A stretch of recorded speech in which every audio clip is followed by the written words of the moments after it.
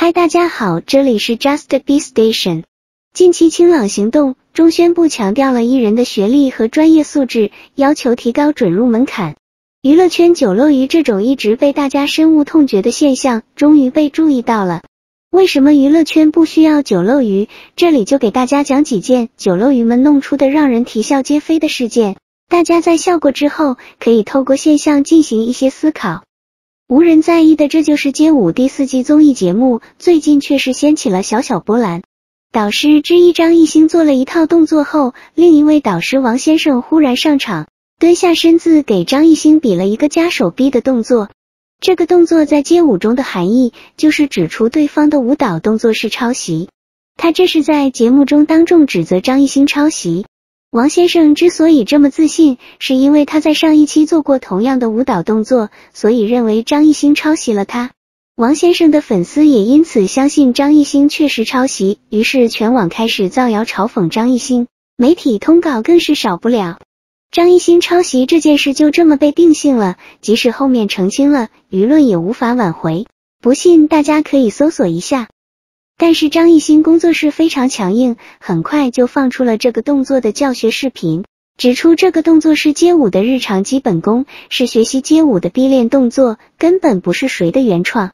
这个教学视频还得到了国家队主教练王坤炯的转发和肯定。张艺兴工作室在配文中还意味深长地说，扎实基础很重要，明晃晃地打脸王先生，讽刺他无知。王先生作为一个街舞比赛的导师，连街舞的基本动作都不知道，却迫不及待地在录节目中试图给人难堪，着实让人无语。类似的事情去年也发生过，他在去年的街舞比赛中说对方选手抄袭，很不瑞斯拜，但是他在节目中自己编舞的一个片段，就是照搬了电影《舞出我人生》似的舞蹈和场景设计。我听说鱼的记忆只有7秒，所以酒漏鱼在给自己立热爱原创的人设的时候，是把自己抄袭的事情都忘光了吗？有偶像如此，他的粉丝自然不甘示弱。还记得肖战百威共创的 Mi Coffee 品牌吗？话说前一阵17大众奥迪也面向王一博粉丝搞了个所谓共创大赛，为某新产品征集插画投稿。官方从摩托姐姐和博君一肖 CP 粉们投稿的作品中选出了前8名，让粉丝投票。CP 粉和伪粉分成了2个阵营，各自选了自家的一个作品，开始集中投票。CP 粉投3号作品，伪粉投8号作品。然而不久之后，奥迪官方宣布8号那个伪粉摩托姐姐的作品是抄袭的，她的参赛资格被取消了，让大家别投了。这真是大写的尴尬。于是一帮摩托姐姐们跟没头苍蝇似的，不知道该投哪个了。不过他们也没有纠结太久，因为得票最高的 CP 粉的3号作品也很快被扒出是抄袭了陈漫的作品。果然不是一家人不进一家门，真是隔着屏幕都为这些主办者和参与者们感到尴尬。主办方接连遭受2次打击，仿佛先挨了一块板砖，紧接着又来了一个闷棍，砸得脑袋嗡嗡的。关起门来商量了半天，发了个声明，说因为涉及到原创及版权问题，决定终止本次投票。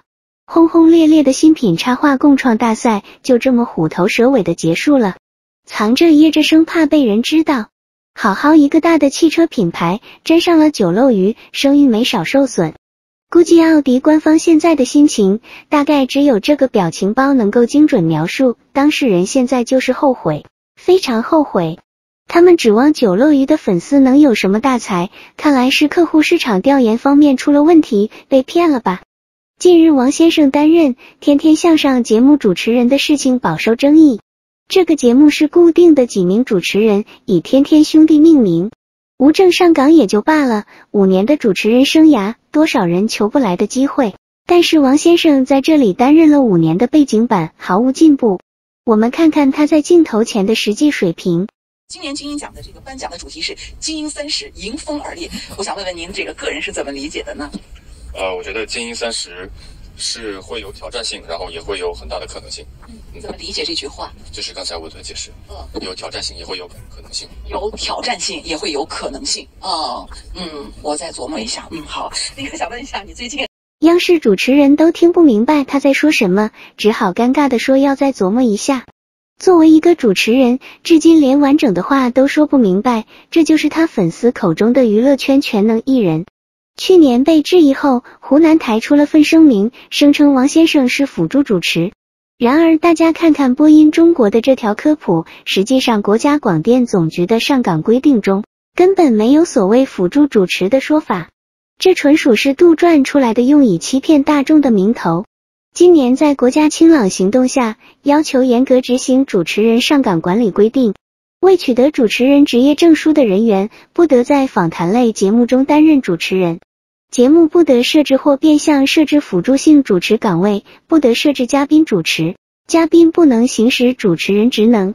这个要求仿佛就是针对天天向上里王先生这种多次钻空子的，再多的借口都无法兑行。虽然天天向上已经把王先生从主持人团队里摘出去了，变成了嘉宾，企图挂羊头卖狗肉，但是政府部门又不是傻子，上面说得很明白，嘉宾不能行使主持人职能。倘若王先生还像以往那样在节目中跟其他天天向上主持人排战，那就是公然违反国家上岗规定，我赌他们不敢。现在湖南台正在焦头烂额的整改，从到处宣扬的一线综艺节目主持人到不得不改成辅助主持人，现在又成了所谓的嘉宾主持，连续几期面都不敢露。主持的头衔一改再改，脸被打了一次又一次，为什么？因为他学历不够，还不思进取。他真的不要尊严吗？但凡要点脸的人，在这种情况下早就主动辞职，不再鸠占鹊巢的丢人了。所以我们也不得不佩服他这一点，那什么的厚度堪比城墙，心理素质非常人可比。说到学历问题，他的粉丝就会说学历不重要，有本事就行。其实路人真的很奇怪，他到底有什么本事？滑板滑了数年，至今无法跨越障碍，拍广告还要招聘替身。摩托车比赛，用改装开挂的摩托车违规参加新手赛，当场骂人摔摩托车并上网亲自引导网暴。跳舞酷爱掏裆这种不雅动作，基础动作都不认识。主持5年，当了5年的人形立牌，纯粹混个脸熟。唱歌方面，低沉跑调的嗓音，却接连出了6首单曲，专业歌手也没有出歌这么频繁的，集资割韭菜割的真是明目张胆。演戏方面，演一部糊一部，每一次他的合作伙伴都会陷入被他粉丝网暴的境遇中。唯一一部火的陈情令，很多观众开始还是被他的颜值劝退的，后来靠炒 CP 才翻身。请问他的本事到底在哪里？在他粉丝看来，只要红了，那就是有本事。这传达的是一种什么价值观？在当前社会中，没有知识的人有几个是成功的？更别说他是以这种歪门邪道的方式成功的。当时陈情令选角，他2次被拒，后来却还是进了剧组。CP 粉说他是因为深情所以锲而不舍，这个角色是锲而不舍就能得到的吗？哪个导演这么有空，拒了2次的人还要再给他机会？大家有没有想过这个问题？他到底是怎么进组的？无从可考，但肯定不是凭他又矮又丑的长相、睡不醒的演技，或者凭他所谓锲而不舍的精神。从发迹那个时候，他就已经长歪了，一直是资本在强捧。没有文化还不思进取，处处透露着浅薄无知，但是因为听话好控制，被资本选中，成了敛财的工具，靠着背后资本拿到别人梦寐以求的资源，采取卖腐等不正当手段，收获一批粉丝，供资本来收割韭菜。他为什么代言辱华产品，代言窃取国家信息的滴滴出行，代言大量劣质产品，而且每个代言都卖腐？